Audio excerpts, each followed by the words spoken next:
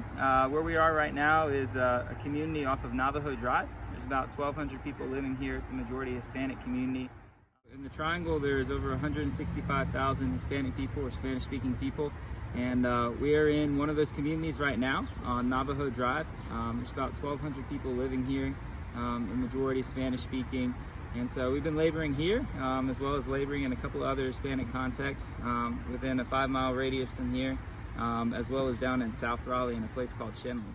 And all of those communities just have a tremendous need right now, both for the gospel and for discipleship, but also physical needs such as for their food or be able to pay rent. So when coronavirus first started, we noticed that there were a lot of difficulties in the community here. The majority of the people were laid off from their jobs.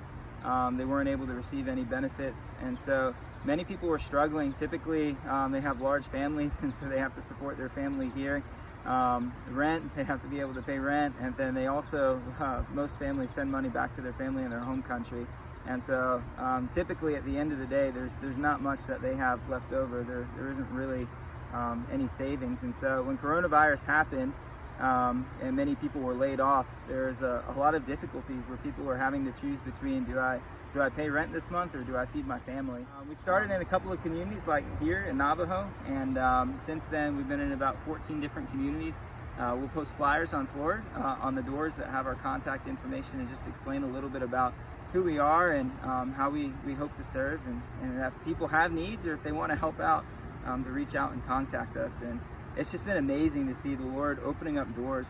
I feel like it's kind of the equivalent of saying peace to this house, and almost every time the people who have responded back to the flyers have been God-prepared people who, yes, have a physical need, and we're able to serve that, and they're super grateful just to be able to receive a little help with that, but they have a spiritual need, and God has been working in their heart, and they're ready to hear more about Jesus. Yeah, so far, since we've started, which we started about, I guess it'd be 4 months ago, 4.5 months ago, we've been able to distribute about 8,500 pounds of rice, 8,500 pounds of beans, about 5,000 pounds of corn flour.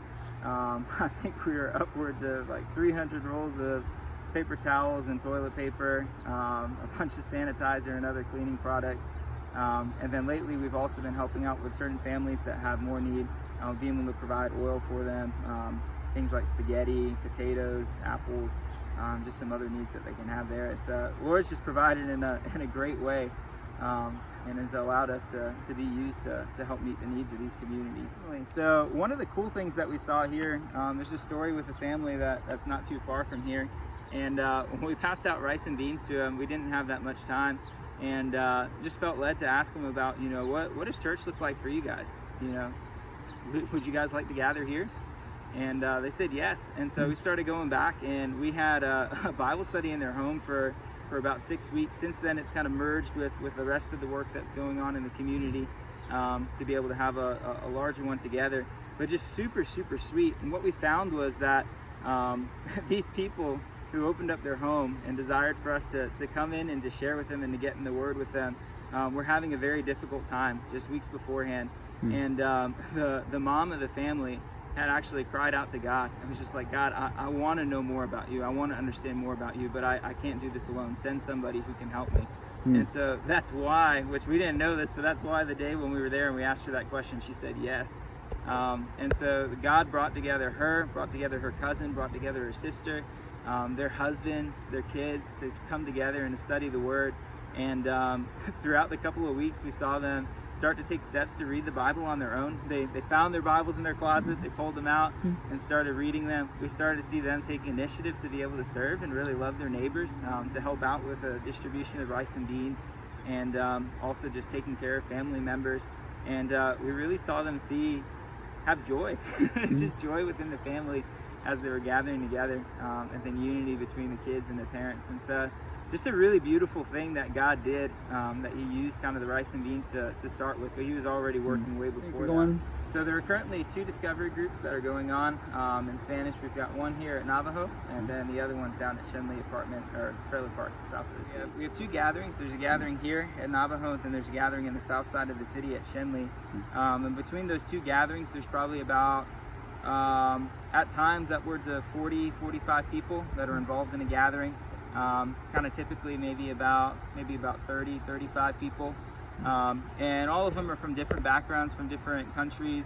There are some that are already believers, and there are some who are not. See, there's about 5 believers down at the gathering in Shenley that we're going to be meeting with and working with. Carla, who's been leading that gathering, she's getting together with them and has been working with them and encouraging them to be able to take ownership of even the gathering itself. In this neighborhood, there's Alexis, there's another guy named Danny, okay. And then there's another lady named Marcelli who received Jesus back a couple of months ago. And so we've been whenever the virus first started, there's just a lot of weight on the heart. We've been ministering here for a while, ministering in other communities, and we had to make a decision whether we were gonna push into these communities during this time and continue to serve and continue to go out and to engage people, or if we were gonna take a break and try to find a way to do things differently. And really prayed and struggled with it for a while, but decided that the Lord desired for us to engage these people here with what was going on. And so that's kind of when we began to pass out rice and beans and to post flyers. It definitely changed the way that we do things a bit, wearing masks and staying 6 feet apart. Our gatherings now, rather than being inside of houses, happen outside of houses with chairs set up 6 feet apart with masks. But God during this season has used coronavirus to just really create an openness in people's hearts and minds and in their families, and a desire to be together with other people that we haven't seen really ever before in this work. And so because of that, a lot of these families want to have spiritual conversations. They want to hear about Jesus. There's another guy that we've met that lives not too far away from here, where he just has a broken family. His family members still live in Honduras.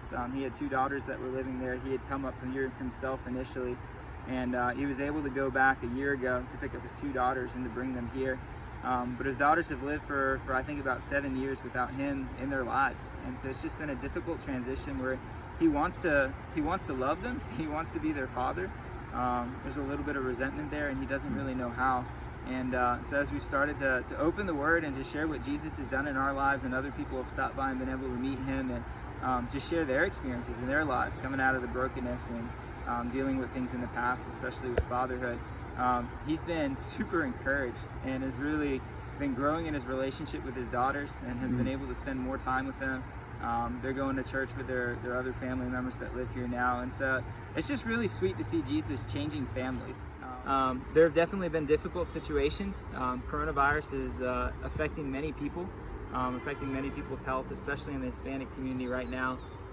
Every week there are new cases. Every week there are families that we saw the previous week that were fine and healthy that aren't able to come out to the study anymore because they've either been hospitalized or they're at home in self-quarantine. And family that we prayed with down at Shenley, where one week really the mother was praying over everybody in the gathering, was praying over the community for protection from coronavirus, and that people who were sick would be well, and all of those things. And then she got coronavirus the next week.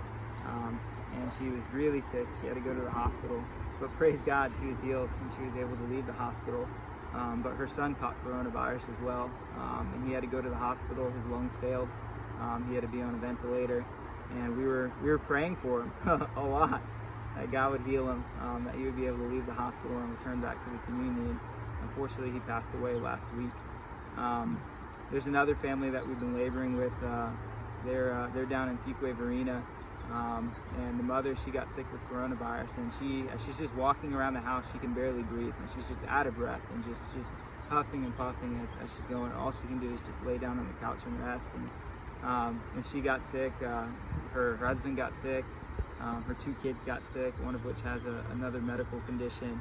And so the whole family is really, really struggling right now. And they're praying for a miracle. We're praying for a miracle. And I ask you guys to pray for a miracle, that God would heal this family. That he would restore them, and that it would be a testimony to the work that he desires to do, and how he has sovereignty and authority over all things, including coronavirus. So there have been a couple of cases in this community, not too many, but it's definitely been interesting. You know, when we go out and we share, take precautions, but we never know what exactly is going to happen. We never know if we're going to not have the virus or if we're going to get the virus. And but the work has been more important than that. So one of the laborers who's been helping out a ton here, that's been a blessing to this work and has really taken ownership of it. She actually contracted coronavirus this past week. Her family did as well. And so it's been a difficult situation in one sense, where like there's a desire for her to be in the work and to be with everyone in the work, and she can't now. She's in quarantine. But at the same time, it's been and part of the answer to that prayer, where we've asked for God to send more laborers, to raise up more laborers, where even though she's not able to be there and be in the work, now her friends, her other sisters that she's labored with and she's discipled, people who she's seen a heart and a desire to be a part of this work, they're coming out and she's able to coach them and to disciple them and to equip them to be able to help lead these gatherings and these studies. And so it's been really neat to see where even if it's a sad time for them, where they can't physically be present in the work, where the Lord's been using them just digitally to be able to equip people, and because of that to see more ownership of the gathering and the work, and to see it continue and to multiply through other people. Pray that we still need more laborers and desire for more people to honestly just to have the blessing to be able to be a part of this work. Because it's truly amazing what God's doing, how he's working in people's lives and how he's working in our lives as we're just giving time to be able to meet needs and to share with others.